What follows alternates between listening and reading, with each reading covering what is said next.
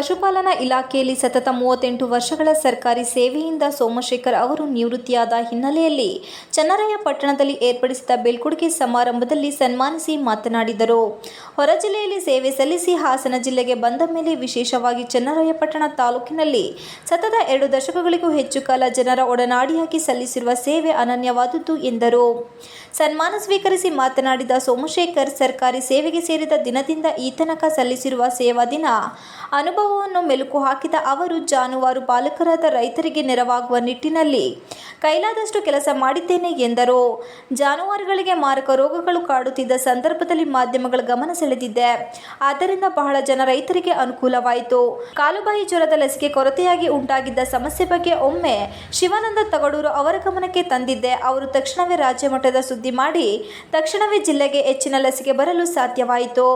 ಆ ಘಟನೆಯನ್ನು ನಾವು ಮರೆಯುವುದಿಲ್ಲ. ಅವರ ಲೇಖನದಿಂದ ರಾಜ್ಯ ಸರ್ಕಾರ ಗಮನ ಹರಿಸಿತ್ತು. ಜಿಲ್ಲೆಗೆ ಅಷ್ಟೇ ಅಲ್ಲ, ರಾಜ್ಯಕ್ಕೆ ಕೇಂದ್ರದಿಂದ ಹೆಚ್ಚಿನ ಲಸಿಕೆ ತರಿಸಿಕೊಳ್ಳಲು ಅನುಕೂಲವಾಯಿತು ಎಂದು ಹೇಳಿದರು. ತಾಲೂಕು ಪಶು ವೈದ್ಯಾಧಿಕಾರಿ ಯಶವಂತ್, ತಾಲೂಕು ಪತ್ರಕರ್ತರ ಸಂಘದ ಉಪಾಧ್ಯಕ್ಷ ಭುವನಹಳ್ಳಿ ಚನ್ನೇಗೌಡ, ಪತ್ರಕರ್ತರ ಸಂಘದ ಕಾರ್ಯದರ್ಶಿ ನಟೇಶ್, ಡಾಕ್ಟರ್ ಆನಂದ್, ರೈತರಾದ ವೇದಾಂತ, ಬಂಗ್ ಸ್ವಾಮಿಗೌಡ, ದಾಸಪುರ ಧರಣಿ, ಸೋಮಲಿಂಗಪ್ಪ ಗಟ್ಟಿ, ಶೆಟ್ಟಪ್ಪ ನಾಯಕ, ರಾಜೇಶ್ ಪಾಳ್ಯ, ಎಎನ್ ರಾಧಾ, ಹರ್ಷಿತಾ, ರಮ್ಯಾ, ಬ್ರಹ್ಮಲಿಂಗೇಗೌಡ, ಟಿಬಿ ಯತೀಶ್, ಓಂಕಾರ್ ಮೂರ್ತಿ ಮತ್ತಿತರರು ಭಾಗವಹಿಸಿದ್ದರು. ಇದೇ ಸಂದರ್ಭದಲ್ಲಿ ನಾನಾ ಭಾಗದಿಂದ ಬಂದಿದ್ದ ಸಂಘ ಸಂಸ್ಥೆಗಳ ಪ್ರತಿನಿಧಿಗಳು ರೈತರ ಸೋಮಶೇಖರ್ ಅವರನ್ನು ಗೌರವಿಸಿದರು. TV 46 Malenadu news, Channarayapatna.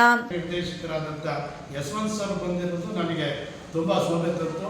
ಮತ್ತು ನಮ್ಮ ತಾಲೂಕಿನ ಎಲ್ಲ ಪತ್ರಕರ್ತರು ಸಹ ನನ್ನ ಈ ಸಭೆಗೆ ಬಂದು ಇದನ್ನು ನನ್ನನ್ನು ಅಭಿನಂದಿಸಿರೋದಕ್ಕೆ ನಿಮಗೆಲ್ಲ ನನ್ನ ಆಭಾರಿಯಾಗಿರ್ತೀನಿ ಅಂತ ಹೇಳ್ತಾ, ಮತ್ತು ನಾನು G4 ವಾಹಿನಿ, ನಮ್ಮ ತಾಲೂಕಿನ ಹೆಸರಾಂತ ವಾಹಿನಿ, ಆ ವಾಹಿನಿಯವರು ಸಹ ಬಂದು ಈ ಕಾರ್ಯಕ್ರಮವನ್ನು ಸೆರೆ ಹಿಡಿತಾ ಇರೋದ್ರಿಂದ ಅವ್ರಿಗೂ ನಾನು ಆಭಾರಿಯಾಗಿದ್ದೇನೆ. ಇಂಥ ತಪ್ಪಾದ ವಾತಾವರಣದಲ್ಲಿ ತಾವುಗಳೆಲ್ಲ ಆಗಮಿಸಿದ್ದೀರ. ಮತ್ತು ನಮ್ಮ ಕೇಂದ್ರ ಸಂಘದ ಮಾಜಿ ಅಧ್ಯಕ್ಷರಾದಂಥ ಶ್ರೀಮಾನ್ ಗಂಟಿಯವರು ಬಾಗಲಕೋಟೆಯಿಂದ ಬಂದಿದ್ದಾರೆ, ಗೌರವಾಧ್ಯಕ್ಷರು ಕೆಂಗೇರಿಯಿಂದ ಬಂದಿದ್ದಾರೆ, ಹಾಗೂ ನಮ್ಮ ರಾಯಚೂರಿಂದ ನಮ್ಮ ಖಜಾಂಚಿಯವರು ಬಂದಿದ್ದಾರೆ. ಮತ್ತು ಅಸಂಖ್ಯಾತ ಸ್ನೇಹಿತರು ಬೆಳಗಿಂದು ಫೋನ್ ಮಾಡಿದ್ದಾರೆ. ಮತ್ತು ನಮ್ಮ ಜಂಟಿ ಕಾರ್ಯ